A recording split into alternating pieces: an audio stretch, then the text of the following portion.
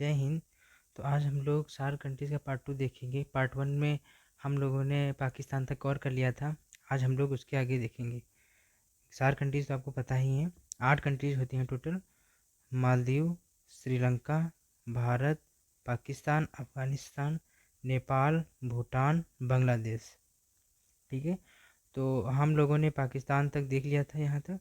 आज हम लोग अफ़गानिस्तान से शुरू करेंगे। ठीक है,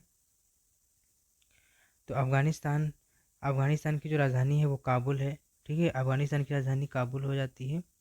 और अफ़गानिस्तान के नीचे एक आपको शहर मिलेगा गजनी। ये ठीक है, गजनी जो गजनी शहर है, जो महमूद गजनी था वो गजनी का ही रहने वाला था। ठीक, और उसके नीचे आपको मिलेगा यहाँ, उसके नीचे आपको गजनी के नीचे मिलेगा गांधार, और गांधार के नीचे आपको कांधार मिलेगा, ये यहाँ पे। ठीक है, अफ़गानिस्तान का जो सबसे बड़ा शहर है वो हेरात है, जो इधर है ईरान के सट के इधर। हेरात शहर का काफ़ी बड़ा शहर है। अफ़गानिस्तान में एक शहर आपको मिलेगा बामियान। बामियान शहर में जो है इसमें एक बहुत बड़ी महात्मा बुद्ध की जो मूर्ति बनी हुई थी, आप ये देखेंगे। महात्मा बुद्ध की पूरी मूर्ति बनी थी, पहाड़ों को काट करके बनाई गई थी। तो जो अफ़गानिस्तान का जो तालिबान था, आतंकवादी जो है, वो इस मूर्ति में बम लगा के इसको उड़ा दिया था, तबाह कर दी थी। मूर्ति जो थी उसको नष्ट कर दिया था। लेकिन अब उसको दोबारा से रिपेयरिंग का काम चल रहा है। अफ़गानिस्तान का जो सबसे ऊपर वाला भाग है, यहाँ पे आपको हिंदुकुश पर्वत मिलेगा। यहाँ पे हिंदुकुश पर्वत मिलेगा। अफ़गानिस्तान का जो अधिकतम एरिया पूरा पहाड़ी ही है। अफ़गानिस्तान का पूरा ये पहाड़ ही है। ये पूरा इस पूरे इसका इधर सब, ये इधर से लेके ये ईरान और पाकिस्तान का ये वाला एरिया लेके इधर सब पूरा पहाड़ भरा हुआ है। ठीक है, अफ़गानिस्तान का जो मेनली जो इसका ये वाला इधर वाला भाग है, ये नीचे, और ये इधर पाकिस्तान का। ठीक है, इन तीनों देशों और ईरान को, पाकिस्तान और अफ़गानिस्तान, ईरान, इन तीनों को मिलाने पर बनता है गोल्डन क्रेसेट, जो अफीम की खेती के लिए प्रसिद्ध है। अफ़गानिस्तान का जो गोल्डन क्रेसेट है, ये अफ़गानिस्तान, ईरान और पाकिस्तान, इन तीनों देशों को मिला के गोल्डन क्रेसेट बनता है। ये किसके लिए? अफ़ीम की खेती के लिए। अफ़ीम की खेती के लिए प्रसिद्ध है ये गोल्डन क्रेसेट। ठीक है, आगे देखते हैं नेपाल को। तो नेपाल की जो राजधानी है वो काठमांडू है, पोखरन के पास में ही मिलेगी। और इसी के बगल में आपको पोखरन मिलेगा, पोखरन, ये पोखरन। ठीक है, और नेपाल के नीचे जो है लुम्बिनी मिलेगा आपको, ये यहाँ पे। लुम्बिनी में महात्मा बुद्ध जी का जन्म हुआ था। और महात्मा बुद्ध जी का जो जन्म स्थान है लुम्बिनी, बहुत ही पवित्र स्थल है, धार्मिक स्थल भी है। उसके आगे आपको यहाँ मिलेगा जनकपुर। जनकपुर, ठीक है, जो राजा जनक थे जनकपुर के थे। और बिहार की थी सीता मैया, सीतामढ़ी से। बिहार की जो सीतामढ़ी है वहाँ की थी सीता मैया। तो पूरी महाभारत वो वहीं से ली थी। और उसके आपको मिलेगा आगे यहाँ पे विराटनगर। विराटनगर जो है वो नेपाल का जो औद्योगिक शहर है। नेपाल का औद्योगिक शहर है विराटनगर। ठीक है, नेपाल, बाकी नेपाल में आप देखेंगे कि ये पूरा जो है पहाड़ी है पूरा। नेपाल पहाड़ों से पूरा घिरा हुआ है चारों तरफ से। जितनी भी ऊंची चोटियां हैं, जैसे मैकालू है ना, माउंट एवरेस्ट है, ये सारी की सारी चोटियां, ऊंची ऊंचे पहाड़ सारे नेपाल में भरे हुए हैं। सबसे नीचे आपको मिलेगा यहाँ पे शिवालिक पर्वत श्रृंखलाएँ मिलेंगी। और उसके बीच में आप मध्य हिमालय, उसके बाद बृहद हिमालय, फिर ट्रांस हिमालय चाइना में चला जाता है। ठीक है, ये सारे पर्वत चाइना में ही हैं। तो मतलब ये जो ट्रांस हिमालय है, ट्रांस हिमालय जो है ये पूरा ये इधर चाइना में पड़ेगा। और बाकी 3 पर्वत श्रेणियाँ जो हैं ये नेपाल में पड़ती हैं। नीचे से ये नीचे वाला हो गया शिवालिक पर्वत, और बीच में हो गया मध्य हिमालय और बृहद हिमालय। ठीक है, ये तीनों पर्वत श्रृंखलाएँ नेपाल से होकर जाती हैं, और जो ट्रांस हिमालय है वो चाइना में चला जाता है। और ये तीनों पर्वत श्रृंखलाएँ जो है सिक्किम और उधर भूटान से होती हुई अरुणाचल प्रदेश पूरा निकल जाता है। ये तो पूरा एक प्रकार से बॉर्डर बना देता है। ये लद्दाख से होती हुई चली आती हैं चोटियाँ। ठीक है, आगे हम लोग देखते हैं। और नेपाल का जो पूरा एरिया पहाड़ी होने के कारण यहाँ का एक एयरपोर्ट है, लुकला एयरपोर्ट।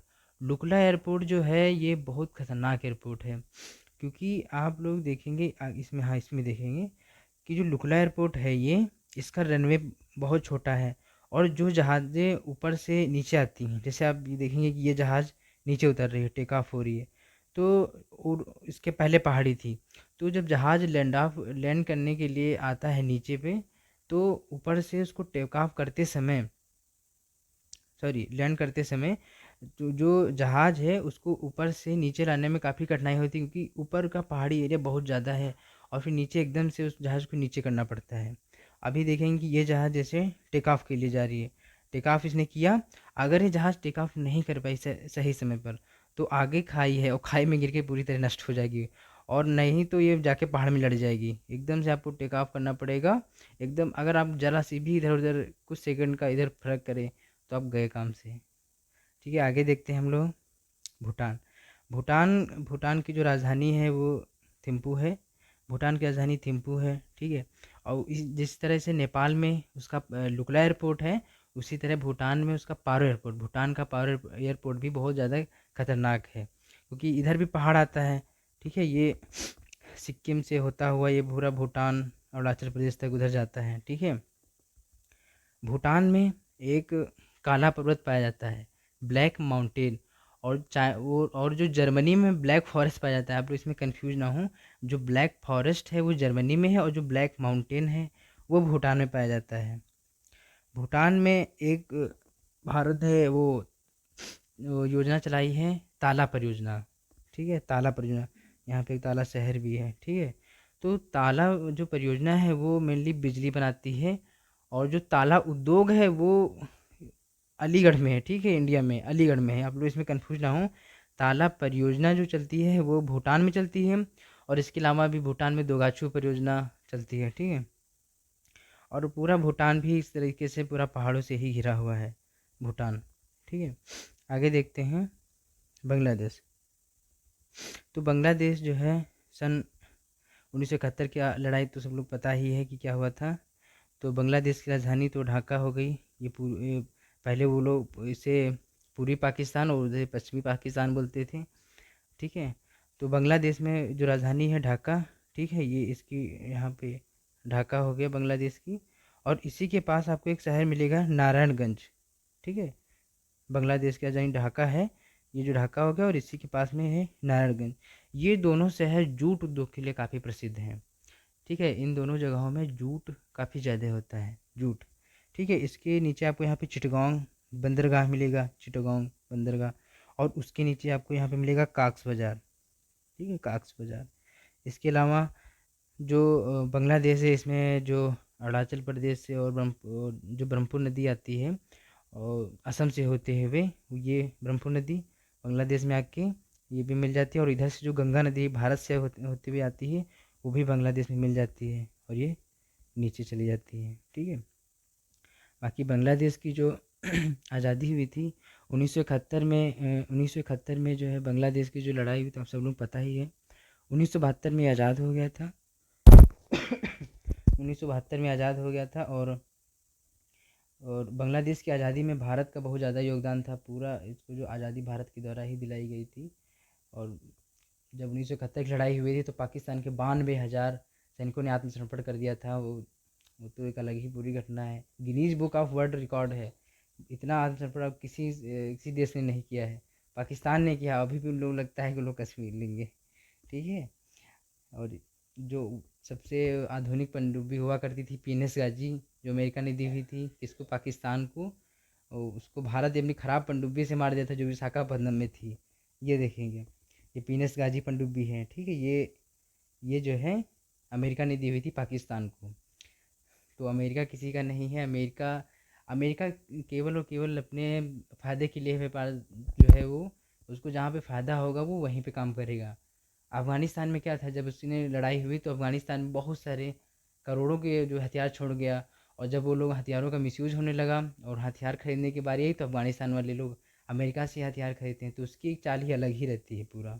ठीक है, तो आज हम लोग 4 कंट्रीज़ को पूरा कवर कर लिए हैं। आगे आने वाली